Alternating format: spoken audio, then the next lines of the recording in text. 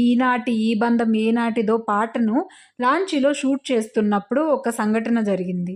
సంఘటన అనడం కంటే ప్రమాదం అనాలి. దాని గురించి ముల్లపూడి గారు రాశారు. ఆ పాట షూటింగ్ అనేది లాంచీలో జరుగుతున్నప్పుడు లాంచీలో ఉన్న జెండా కానుకొని సావిత్రి గారు నటిస్తున్న టైంలో పొరపాటున వెళ్లి గోదావరిలో పడిపోయారు.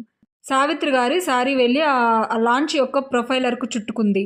దానికి బ్రేక్స్ ఉండవు కదా, లాంచీకి బ్రేక్స్ లేకపోవడంతో ఆ లాంచీ వెనకాలే ఆ తేలుతూ వెళ్తున్న దృశ్యాలను అక్కడ వాళ్ళందరూ చూస్తున్నారు. అవుట్డోర్ షూటింగ్ అవ్వడంతో చాలామంది అభిమానులు కూడా షూటింగ్ చూడడానికి వచ్చారు. అందరూ షూటింగ్లో భాగమే అనుకొని చూస్తూ ఉన్నారు. ఏఎన్ఆర్ గారు చెయ్యి ఇవ్వడానికి ట్రై చేశారు కానీ కుదరలేదు. ఇక గజ ఈతగాళ్ళందరూ దిగి లాంచీలో ఉన్న ఒక క్లాత్ను కిందకు వేస్తే దాన్ని చుట్టుకొని పైకి వచ్చారు. ఇంత ప్రమాదం జరిగినా కూడా ఒక అరగంటలోనే సావిత్రి గారు షూటింగ్కి ఎలాంటి ఇబ్బంది జరగకూడదని షూటింగ్కి సిద్ధం అవడం జరిగింది.